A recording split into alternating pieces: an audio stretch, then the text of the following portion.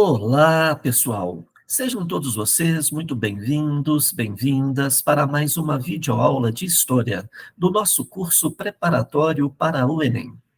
O tema da nossa videoaula de hoje será a economia mineradora.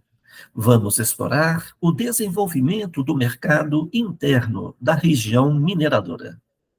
E então, preparados? Vamos lá!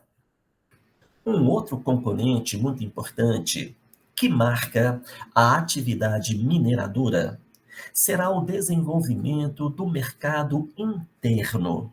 Podemos afirmar que a atividade mineradora possibilitou, sim, a criação do mercado interno do Brasil colônia. Em geral, como sabemos, a economia colonial, ela é toda ela voltada para a exportação. Tudo que se produz no Brasil colônia, em termos de riquezas, sejam as drogas do sertão, pau-brasil, a lavoura do tabaco, a lavoura do açúcar, a lavoura cotonífera, todas essas riquezas são transferidas para a metrópole portuguesa. A economia colonial é uma economia voltada para a exportação de riquezas que gerem lucros para a metrópole portuguesa. Naturalmente, o ouro também tem que ser transportado, transferido, exportado para a coroa portuguesa. Então, a função da economia é gerar lucros, exportando as riquezas para a metrópole. Muito bem.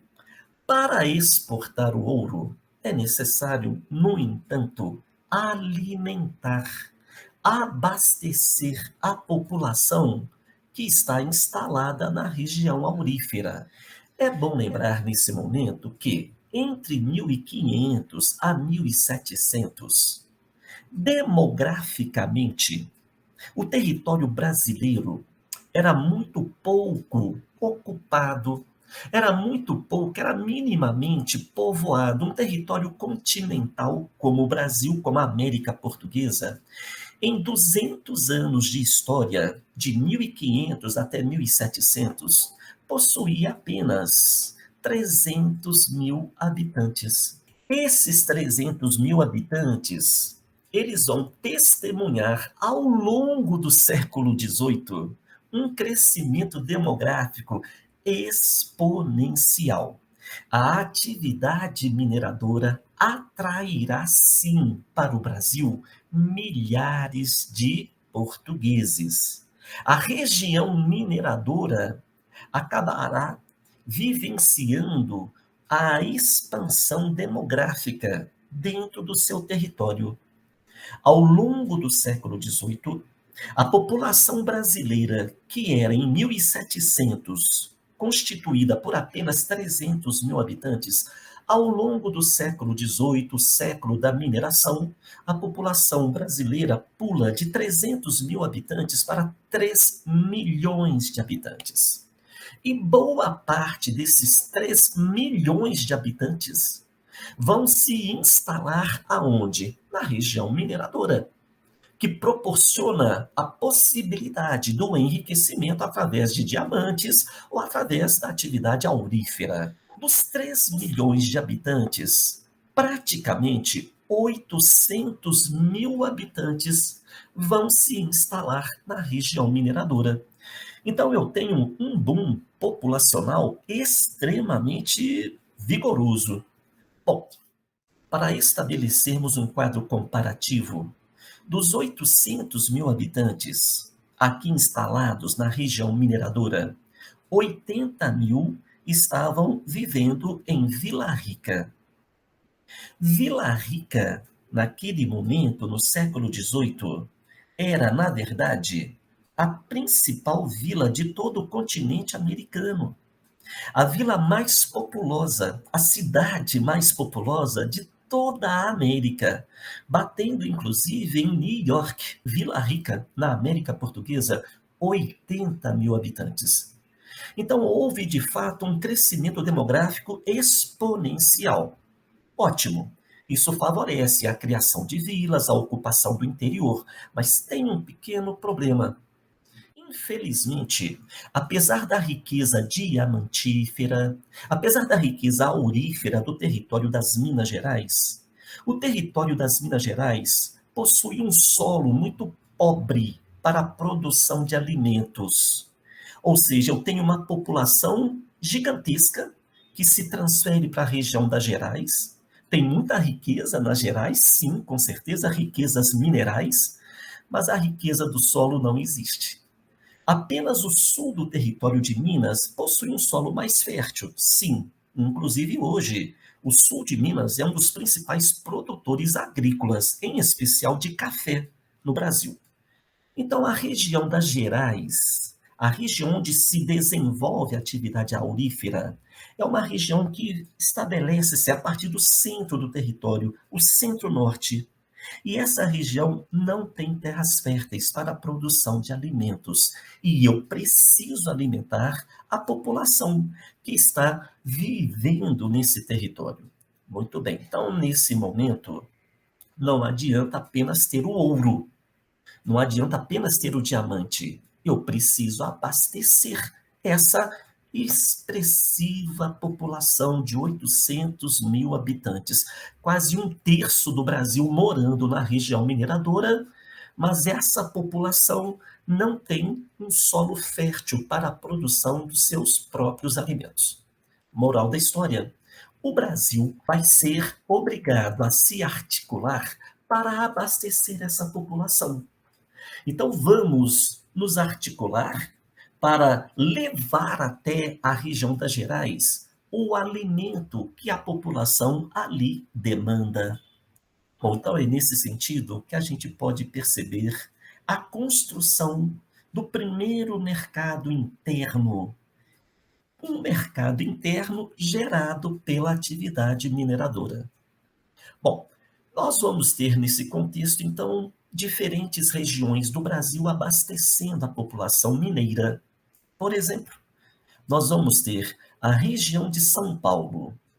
A região de São Paulo vai abastecer a região mineira, fornecendo a lavoura de subsistência. Por lavoura de subsistência, podemos ler o arroz, o feijão, o milho, a farinha de mandioca e também uma sobremesa, a marmelada. Arroz, feijão, milho, farinha de mandioca e marmelada são produtos estratégicos, produzidos na região de São Paulo e que vão ser destinados à região mineradora. Então, São Paulo se desenvolve muito graças à região mineradora. Se desenvolveu vendendo, fornecendo, transferindo para a região mineradora produtos de lavoura de subsistência. A região do sul do Brasil, a região dos Pampas e também a região nordestina também se desenvolvem fornecendo produtos para a região mineradora, em especial tropas de gado que podem ser de bois e também de mulas. Mulas, moares são muito importantes para realizar, para assegurar o transporte. O transporte da produção aurífera e diamantífera é feita em lombo de burro. Então, vamos levar para a região das Gerais não só o alimento propiciado pelo gado bovino, mas também o transporte proporcionado pelo gado de moares. Portanto, o Nordeste e a região sul do país, em especial os Pampas, também se desenvolvem, abastecendo de gado e moares a população mineradora. Nós temos também o Rio de Janeiro. O Rio de Janeiro se desenvolve também graças à atividade mineradora. A população mineradora, ela importa os produtos que mais deseja, como equipamentos, máquinas, ferramentas, tecidos, bebidas, produtos de luxo, etc. Esses produtos são importados da Europa. E esses produtos passam pela alfândega do Porto do Rio de Janeiro. Para retirar o seu produto importado, você tem que pagar a taxa de alfândega. Então você tem o Rio de Janeiro, o Porto do Rio de Janeiro, a Vila do Rio de Janeiro, em muito se desenvolveu graças ao comércio de importados. Então a população mineira, ela importa os produtos e vale lembrar que no Brasil colônia você não podia ter manufaturas, proibições manufatureiras obrigavam os colonos do Brasil a importar produtos da Europa. A população mineira, logicamente ciente disso, ela importa os produtos europeus via metrópole e paga a tarifa alfandegária no Porto do Rio de Janeiro. Então, o Rio de Janeiro também se beneficia da atividade mineradora na medida em que ele é a porta de entrada dos produtos importados para o interior das Gerais. Uma outra atividade também muito importante nesse contexto do mercado interno é a atividade artesanal. Vou para as Minas Gerais não para garimpar, não para minerar. Vou para as Minas Gerais para fornecer a essa população de 800 mil habitantes produtos artesanais. A população mineradora demanda uma série de produtos domésticos, por exemplo. Eu preciso de mobílias, eu preciso de utensílios domésticos. Então, eu posso fornecer, sim, essas mobílias, esses utensílios, através da atividade artesanal. Então, você desenvolve, por exemplo, o artesanato de couro, o artesanato da pedra sabão, o artesanato de metal, o artesanato de vidro. É muito rico o artesanato desenvolvido pelas próprias vilas mineiras. Então, a região mineradora, ela se estrutura a partir da transferência desses produtos que podem ser, no caso do artesanato, fabricados na própria região. Nessa imagem, nós temos um exemplo de armazém na região mineradora. Os comerciantes representam um dos grupos que mais se enriqueceram com a atividade mineradora. Você tem os proprietários de datas, você tem a elite mineradora, mas você tem também essa elite mercantil.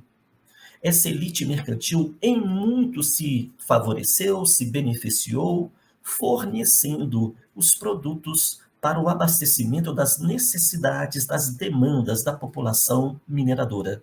Esses armazéns também eram chamados de armazéns de secos e molhados. Os secos correspondem, em especial, às ferramentas, às máquinas, utensílios, etc. Os molhados correspondem aos alimentos, aos produtos alimentícios em especial. É muito comum, em região aurífera, você negociar a partir da cotação da grama do ouro. Se eu sei que você tem um produto que eu forneço, e eu sei que você tem ouro para pagar por esse produto, eu vou fornecer o meu produto na cotação da grama do ouro. E, naturalmente, tudo negociado em ouro acaba gerando a elevação dos preços em relação ao mercado. Na região mineradora, além das crises de fome, além do desabastecimento, você tem como natural desdobramento uma espiral inflacionária contornando essa região. Por exemplo, um alqueire de farinha de mandioca em São Paulo, onde é produzido, custa R$ 640. Já na região mineradora, será negociado por R$ 43.000. Uma libra de açúcar, R$ 120 em São Paulo, negociado em Minas Gerais a R$ 1.200. Um cavalo, R$ 10.000 em São Paulo. Em Minas Gerais, R$ 120.000. Então, a especulação faz parte também do cotidiano. A inflação está presente no cotidiano da região mineradora. Muitos garimpeiros que se aventuraram a vir para as Minas Gerais não tiveram tanta sorte, não conseguiram encontrar ouro suficiente para atender às suas demandas e acabaram se marginalizando. Eu tenho, portanto, também a violência sendo revelada através da criação de bandos, bandoleiros, que se especializaram também em promover o assalto aos tropeiros, em promover assaltos e violência também contra aqueles que possuíam riquezas na região.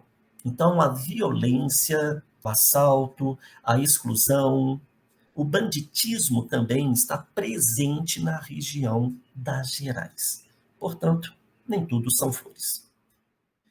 Muito bem, pessoal. Encerramos dessa maneira as nossas considerações sobre o desenvolvimento do mercado interno da região mineradora.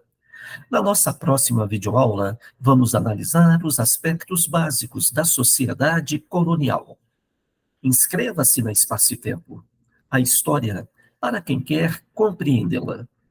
Muito obrigado pela atenção de todos vocês. Um grande abraço e até a próxima.